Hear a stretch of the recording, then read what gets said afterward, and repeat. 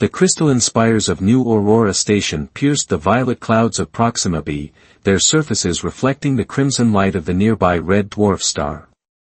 Commander Reese Blackwood stood at the observation deck, his weathered hands clasped behind his back as he watched the approaching Celestian vessel.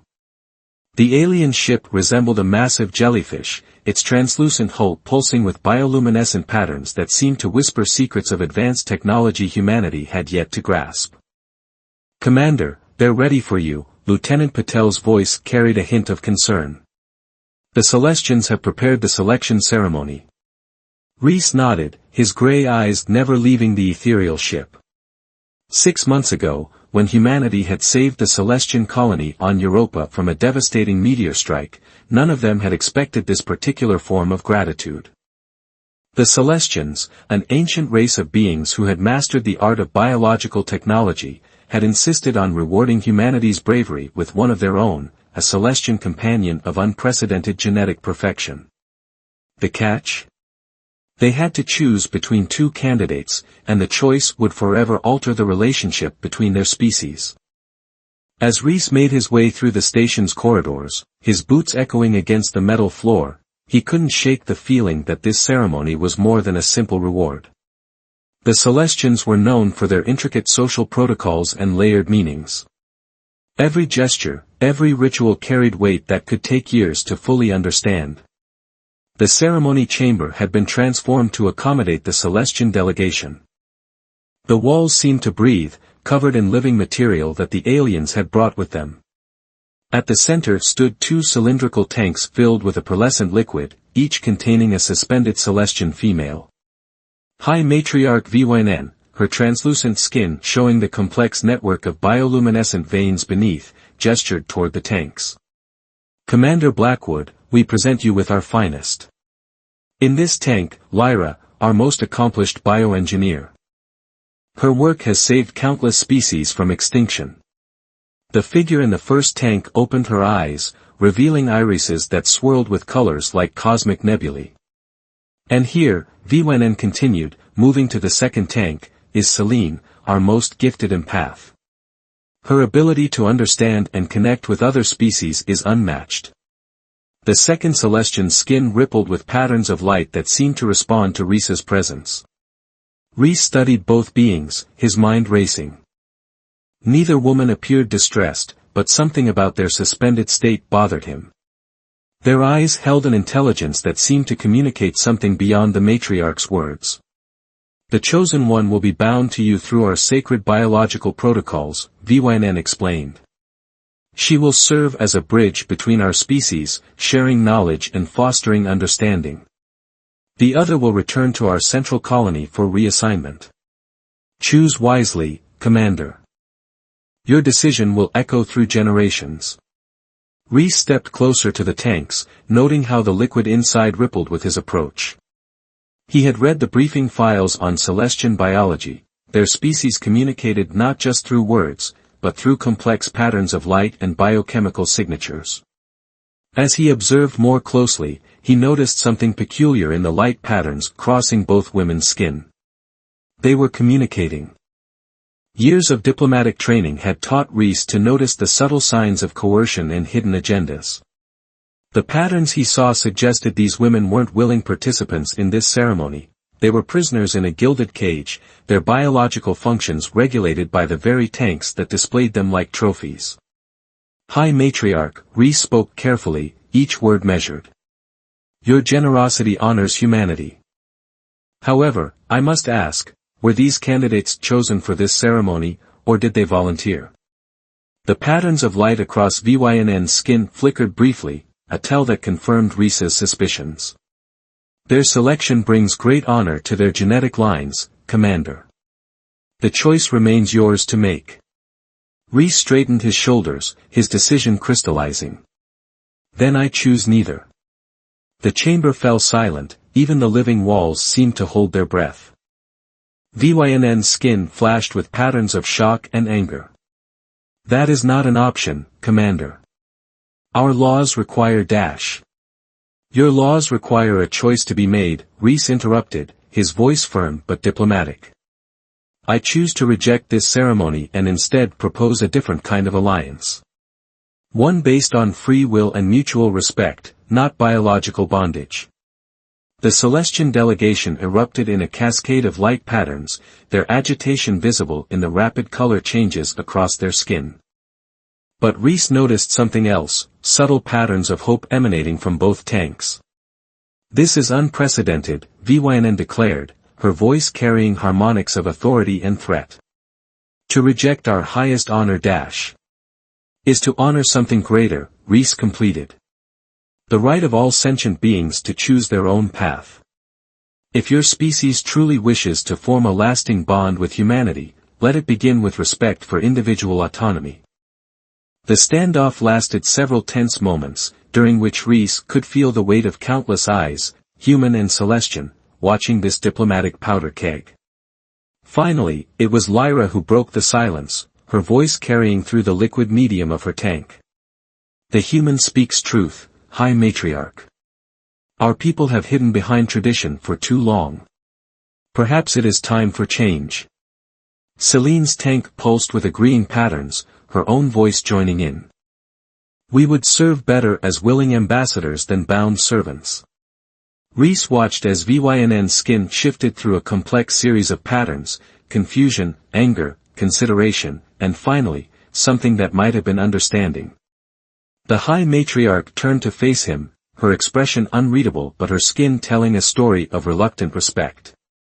Perhaps, she said slowly, we have something to learn from humanity after all. The aftermath of Reese's decision rippled through New Aurora Station like a shockwave. Within hours, the Celestian delegation had withdrawn to their ship, taking the ceremonial chamber's living technology with them. But they left behind something unexpected. Both Lyra and Celine, who had requested temporary asylum aboard the human station. Reese found himself in the station's secure diplomatic quarter, facing the two Celestian women who now sat across from him in the standard gravity environment. Without the ethereal suspension liquid, they appeared more solid, though their skin still rippled with subtle patterns of light that hinted at their complex emotional states. The High Matriarch will not let this stand, Lyra spoke first, her nebula-like eyes fixed on Reese. Her translucent fingers traced patterns in the air as she spoke, a habit that Reese had learned was common among Celestian scientists. What you've done challenges centuries of tradition. Celine's skin pulsed with agreeing patterns. But it also presents an opportunity. Our people have grown stagnant, hiding behind ritual and biological determinism. Many among our younger generation have questioned these practices, but none have had the platform to challenge them openly. Reese leaned forward in his chair, noting how both women's bioluminescent patterns synchronized briefly, a sign of shared purpose. Tell me about these younger dissidents. How widespread is this desire for change? Before either could answer, Lieutenant Patel's voice crackled over the intercom. Commander, we're detecting unusual energy signatures from the Celestian vessel. They're powering up their biotech weapons array. It seems, Lyra observed dryly, her skin flickering with patterns of dark humor, that the High Matriarch has made her position clear. Reese moved quickly to the room's tactical display, watching as the massive Celestian ship shifted position, its tentacle-like appendages beginning to pulse with ominous energy. They wouldn't dare attack a human station. It would mean war. They don't intend to attack the station, Celine's voice carried a tremor of urgency. Those are reclamation rays, designed to forcibly retrieve Celestian biological material. Us. The tactical display confirmed her assessment, showing concentrated energy beams beginning to form, aimed precisely at their location. Reese had seconds to make a decision that could affect not just these two women, but the future of human-Celestian relations. Lieutenant Patel, initiate Protocol Omega. Full station shield coverage, and get me a secure channel to Earth Command. Reese turned to his guests. I need to know right now, are you willing to stand against your own people? Because if you are, I'll protect you. But there's no going back from this moment. The two Celestian women exchanged glances, their skin patterns engaging in a rapid, silent conversation. Then, in perfect unison, they stood. "We stand with you," Lyra declared, her body emanating patterns of resolute determination. "Our people need to change, and sometimes change requires catalyst. The High Matriarch needs to understand that we are not property to be claimed or genetic lines to be preserved," Selene added, her empathic abilities causing the very air around them to feel charged with emotion. "We are individuals, capable of choosing our own path." The station's shields snapped into place just as the first reclamation beam struck. The impact sent tremors through the deck plating, but the hybrid human-alien technology held firm. On the tactical display, more Celestian ships were emerging from fold space, reinforcements summoned by the High Matriarch. "Commander," Lieutenant Patel's voice was tense. "Earth Command acknowledges the situation. They're dispatching the 7th Fleet, but it'll take them at least 6 hours to reach us." Reese watched as more energy beams struck the station's shields, each impact causing power fluctuations throughout the systems. They needed to do more than just defend, they needed to change the narrative. "Lyra," he turned to the bioengineer, "you said your people are hiding behind biological determinism. What did you mean exactly?" Lyra's skin patterns shifted to scholarly configurations. "Our entire society is built on the belief that our genetic code determines our destiny. The High Matriarch's lineage has ruled for millennia because they supposedly carry the genes for leadership. Those like Selene and myself were engineered for specific roles before we were even born. But you've proven that false," Reese pressed, an idea forming. "You've chosen to defy your supposed genetic programming." Selene's eyes widened as she caught his meaning. "If we could broadcast proof that genetic determinism is a flawed philosophy, there are many who would listen. The younger generations especially have questioned these beliefs." Another impact rocked the station. "How?" Reese demanded. "How do we prove it?" Lyra's skin suddenly blazed with patterns of inspiration. "My research, I've discovered that our genetic expression is far more fluid than our leaders claim. We choose who we become, regardless of our engineered purpose. I have data that proves it. And I can help transmit that data in a way that will resonate emotionally with our people," Selene added, her empathic abilities causing her skin to glow with possibility. "Together, we could craft a message that not even the High Matriarch could suppress." Reese smiled grimly as another barrage struck their shields. "Well then, let's give them something to think about. Lieutenant Patel, prepare to route all available power to our long-range communications array. We're about to start a revolution." As they worked frantically to compile and transmit their message, Reese couldn't help but marvel at the irony. The Celestian ceremony had been designed to bind one of these women to him as a symbol of cooperation between their species. Instead, he had helped free them both, and in doing so, might have initiated a transformation that would reshape Celestian society forever. The station's shields continued to hold as their message beamed out across the stars, carrying with it the hope of a future where both humans and Celestians could choose their own destinies. The next 12 hours aboard New Aurora Station unfolded like a cascade of falling dominoes. Lyra and Selene's broadcast had reached far beyond their expectations, igniting discussions and debates across Celestian space. The station's communication arrays were overwhelmed with incoming transmissions from Celestian ships, colonies, and research outposts, all demanding to know more about the truth behind their genetic destiny. Reese stood in the station's command center, watching as holographic displays showed dozens of Celestian vessels holding position around them. The initial attacking force had ceased their bombardment 3 hours ago, creating an uneasy standoff. The High Matriarch's ship remained closest to the station, its bioluminescent patterns pulsing with what Reese had learned to recognize as agitation. Another transmission from the resistance cells on Proxima Colony, Lieutenant Patel reported, her fingers dancing across the control interface. "They're organizing peaceful protests against the genetic selection protocols. Similar movements are spreading across 3 other major Celestian settlements." Lyra looked up from her workstation, where she had been analyzing incoming data streams. Her skin patterns showed both excitement and concern. The younger generation is responding exactly as we hoped.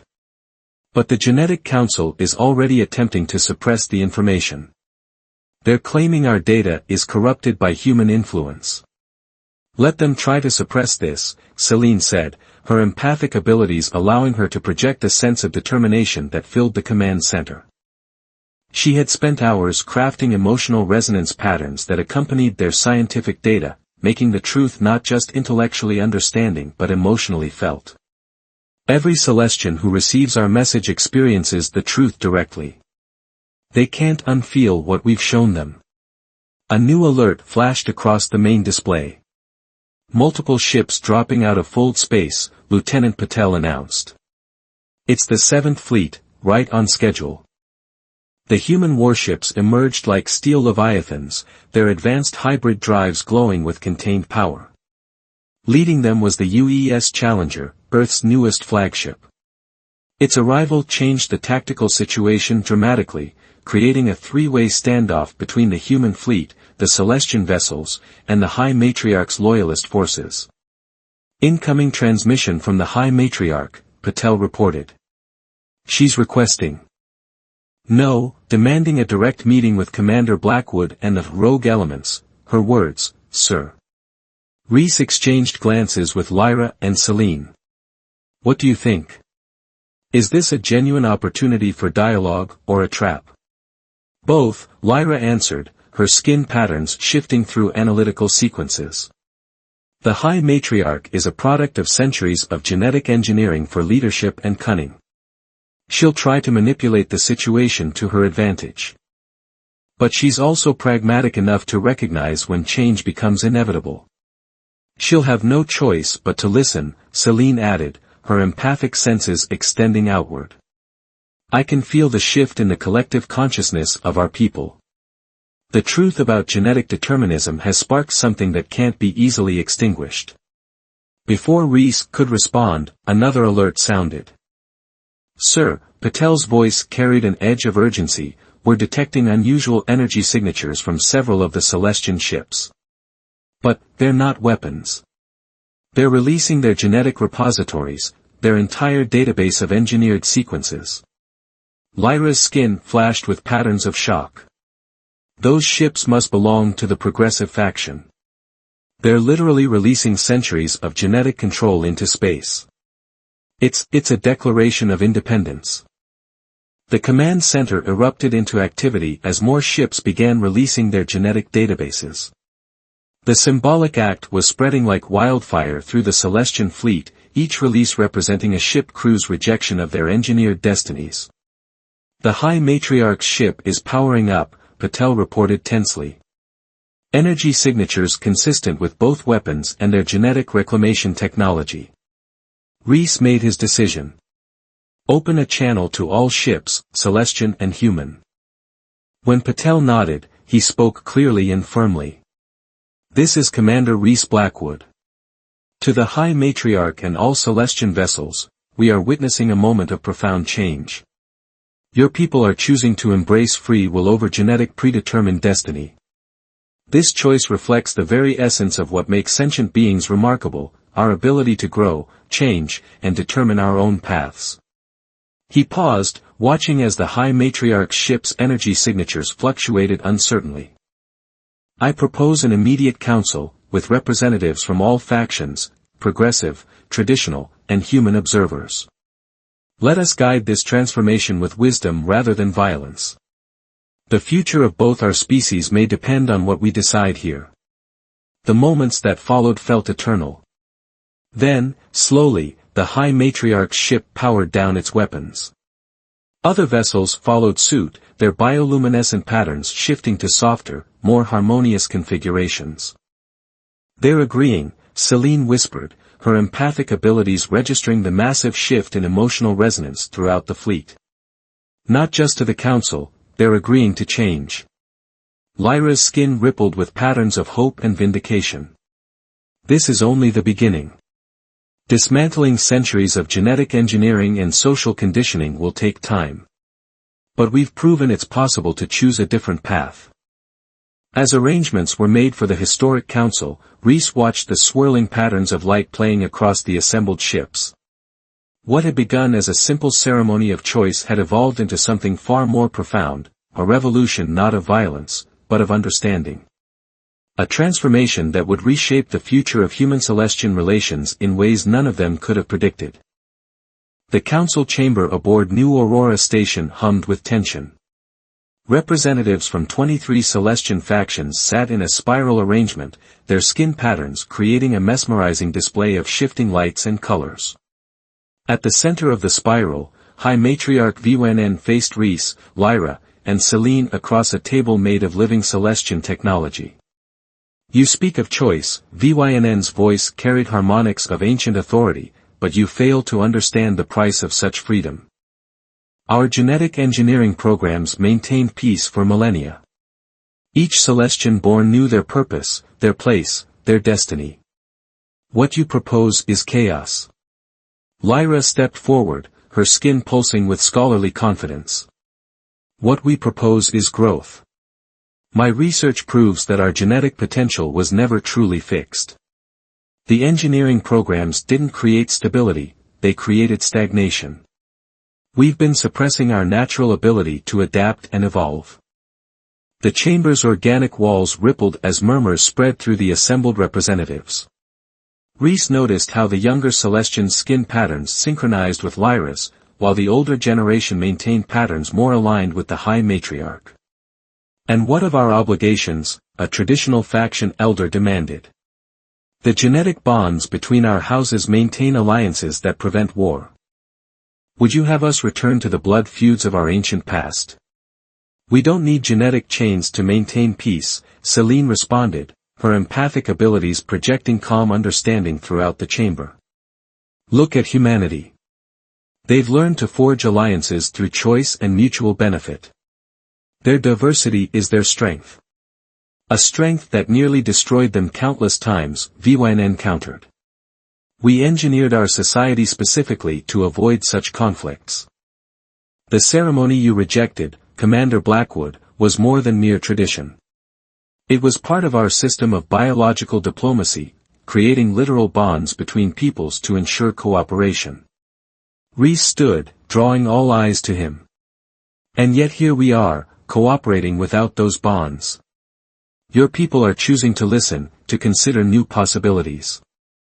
Isn't that proof that you don't need genetic engineering to maintain civilization? Before Vynn could respond, alarms blared through the station. Lieutenant Patel's voice crackled over the intercom, Commander. Multiple ships emerging from fold space, they're from the Purist Enclaves. The Purist Enclaves, Reese had read about them in the briefings. Hidden colonies of Celestian extremists who believed in absolute genetic purity, rejecting even the standard engineering programs as too permissive. The council chamber erupted into chaos as tactical displays showed dozens of Purist ships surrounding the station. Their vessels were biological constructs that seemed more creature than ship, their weapons already charging. You see. Vynn's skin flashed with patterns of grim vindication. This is what happens when you challenge the natural order. The purists will destroy everything rather than allow genetic freedom to spread. But Reese noticed something strange in the High Matriarch's patterns, not triumph, but calculation. You knew they were coming, he realized. This entire council was a delay tactic, waiting for your real enforcement to arrive. Vynn's skin rippled with complex patterns that neither confirmed nor denied his accusation. The purists serve their purpose, as we all must. They are the immune system of our society, attacking anything that threatens our genetic purity. I cannot control their actions any more than you can control a fever fighting an infection. That's not entirely true, is it? Lyra's voice cut through the chaos. Her hands flew across her data terminal, bringing up ancient genetic sequences. The Purist Enclaves were engineered for absolute loyalty to the High Matriarch's genetic line. They're not an immune system, they're a weapon you created to maintain control. The chamber fell silent as Lyra's evidence appeared on all displays. The genetic markers were clear, the purist's fanaticism was itself an engineered trait, designed centuries ago by VYNN's ancestors. You engineered them to be unable to choose, Celine whispered, her empathic abilities revealing the full horror of the realization. They're not fighting for purity, they're fighting because they literally cannot do anything else. The station shuddered as the first purist attacks struck the shields. But something unexpected was happening. The Celestian ships that had been divided between traditional and progressive factions were moving into defensive formations around the station. We choose to stand together, declared a young traditional elder, her skin blazing with determination. Progressive or traditional, we are all Celestians. We will not let the purists destroy our chance for real change. VYNN watched as her carefully maintained order crumbled. The High Matriarch's skin patterns shifted through a complex series of emotions before settling into something unexpected, acceptance. Perhaps, she said slowly, it is time for even the High Matriarch's line to embrace change. The price of freedom is high, but the cost of stagnation is higher. She turned to her communications interface. This is High Matriarch VYNN to all purist vessels. By the genetic authority you are bound to respect, I order you to stand down. The effect was immediate. The purist ships froze in space, their biological weapons powering down. They couldn't disobey, their very genetics wouldn't allow it. And now, VYNN continued, her skin showing patterns Reese had never seen before, patterns of transformation. I order you to accept the genetic resequencing that Lyra has prepared. You will be given what was taken from your ancestors, the ability to choose. As the council chamber erupted in patterns of hope and celebration, Reese realized that the true price of freedom wasn't measured in conflict or chaos. It was measured in the courage to choose change, even when that change meant letting go of everything you thought you knew.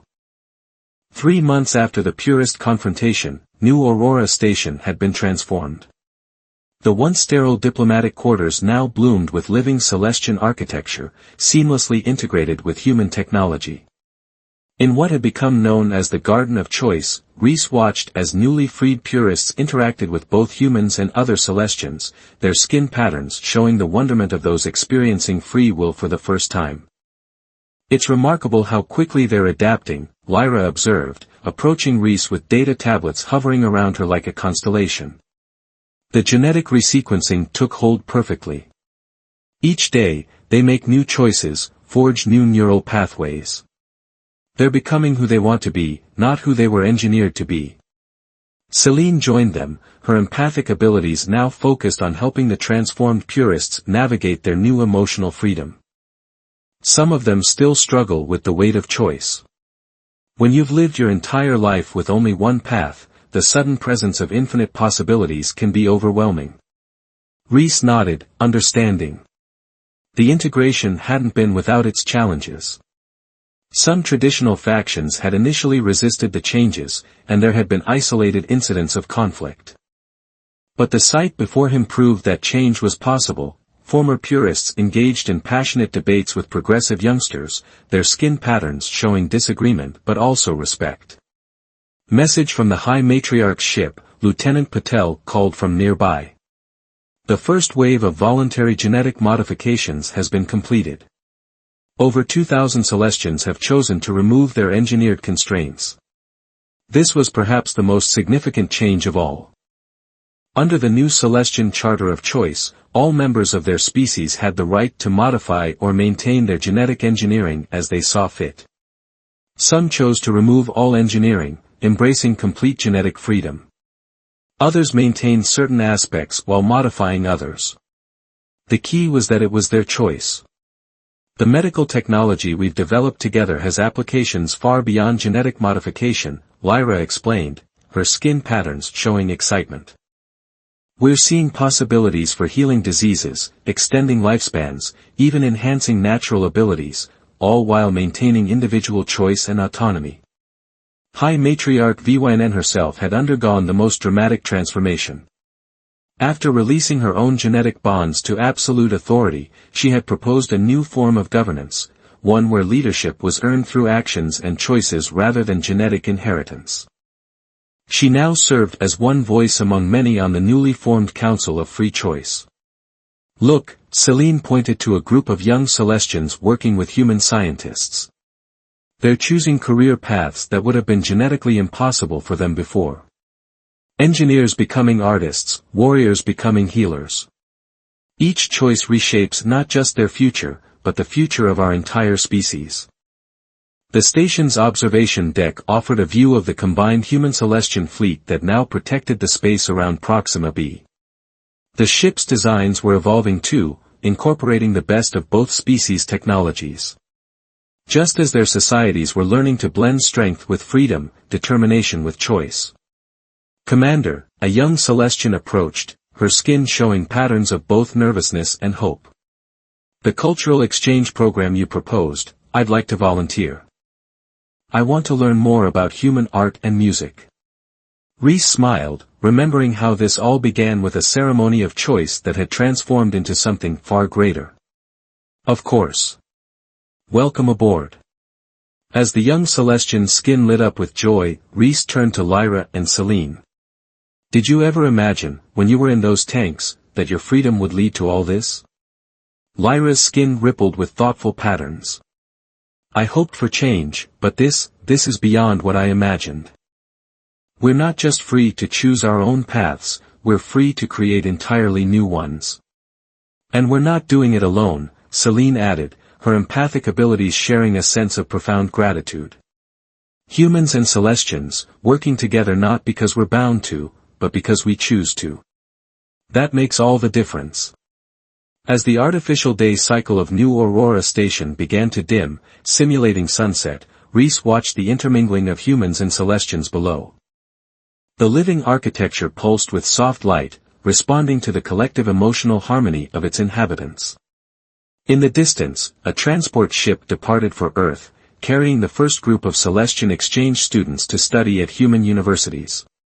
You know, Reese mused, when I rejected the original ceremony, I thought I was just refusing to participate in something that felt wrong. I never imagined it would lead to a revolution of choice.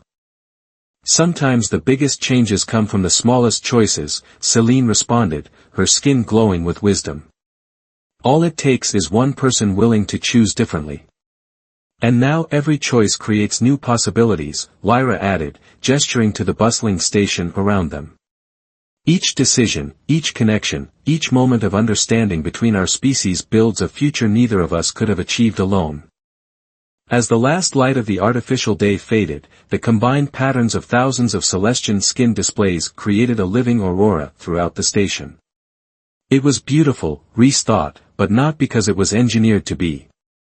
It was beautiful because it was free, spontaneous, and chosen, just like the future they were all building together. The dawn of change had come, not through force or genetic manipulation, but through the simple, powerful act of choosing to be more than what they were engineered to be. And in that choice, both humans and Celestians had found something precious, the freedom to become who they truly wanted to be.